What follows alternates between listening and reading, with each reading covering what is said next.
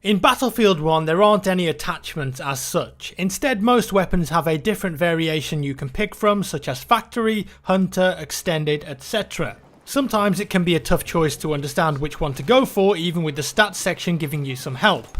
As such, I wanted to go through each variation of weapons and give you a brief understanding of its benefits and negatives so you can better choose what you want to go with. Let's start with the shotguns. Factory. This means lightweight and it will recover faster from recoil as well as regaining accuracy quicker. Then we have Slug. This one is pretty self-explanatory because it's similar to equipping slugs in, let's say, Battlefield 4. It will give you slugs instead of the standard buckshot, which will massively increase the range, but at close range, if you don't hit the target directly, it will actually deal less than 100 damage, so you've got to be really careful. And then you've got Hunter. This uses a choke to tighten the pellets to give you a bit more range, a nice balance between the normal shotgun and the slug variant. I personally love the Model 10 Hunter. And then Sweeper is the complete opposite. It shoots more pellets but they're weaker, making it a bit stronger and consistent when up close, but you will sacrifice some range. Backboard will give you reduced recoil and faster recoil recovery, but as a result you'll have faster damage drop off. Lastly, Extended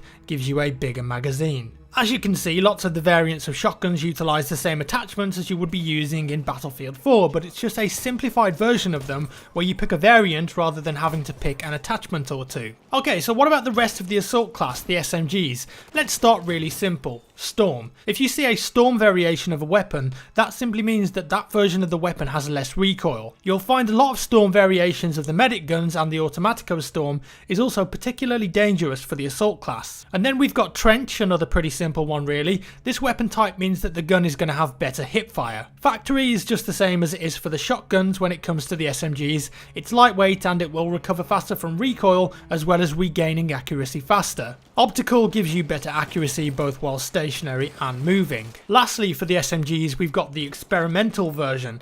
This is different depending on the weapon, but in this case it's in relation to the special MP18 and it locks the weapon to burst fire mode, but it massively increases its accuracy if you pace the bursts well. You really need to get into a rhythm with it and it can be fantastic, but if you shoot fast or too slow it can be a bit tricky to handle. Moving on to the medic weapons, and it's very similar here. Factory is the same, lightweight and it recovers faster. Trench once again will give you better hip fire, and Optical will be better accuracy while stationary and moving.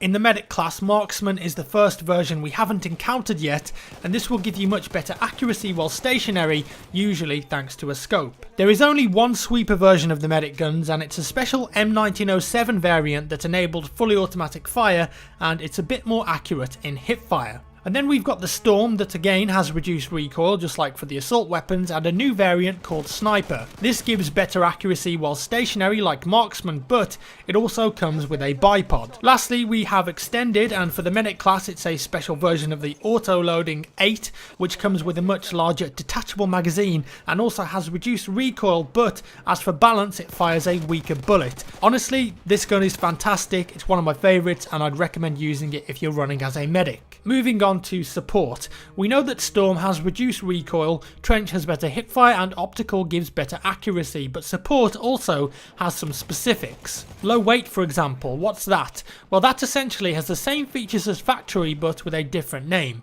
It means that it's lightweight and recovers faster from recoil, and of course regains accuracy quicker. In Medic and Assault it's called Factory, but in Support for some reason it's called Low Weight. It's essentially the same thing though. Suppressive support weapons gives the weapon an extended magazine as well as a bipod for suppressive fire. Telescopic will give you a bipod and gives best accuracy while stationary.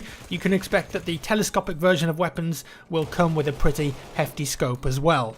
Last but not least, we've got Scout, probably everyone's favourite class at the moment. We again have some variants that we've already covered, but in the Scout class they also have different benefits. In the Scout class, if you see a weapon with the Sniper variant, it means that it will come with a higher magnification scope and bipod. However, Marksman will give you medium magnification, but your breath can be held longer. And I also believe that Marksman variants do not show up a scope glint when you're zooming in.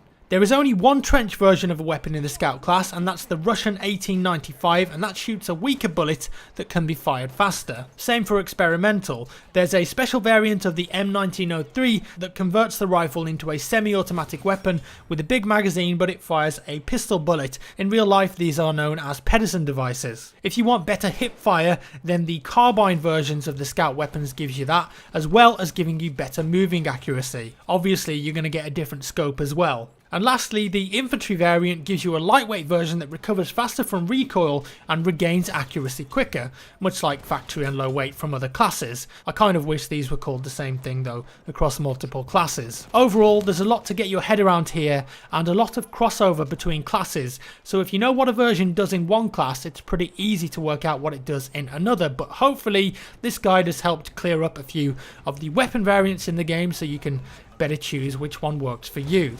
And that's all for today, folks. If you enjoyed the video, give me a thumbs up. If you didn't, give me a thumbs down. Thanks for watching, leave a comment down below, and I'll see you in the next one.